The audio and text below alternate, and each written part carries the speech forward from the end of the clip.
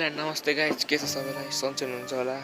अनि मैले चाहिँ आज लोगो लिएर आइसकेको छु गाइज हैन, 5 वटा लोगो जुन चाहिँ मनपर्छ तपाईहरुलाई डाउनलोड गर्न सक्नुहुन्छ। लोगो नम्बर 1 2 3 4 5 भनेर दिएको छु मैले।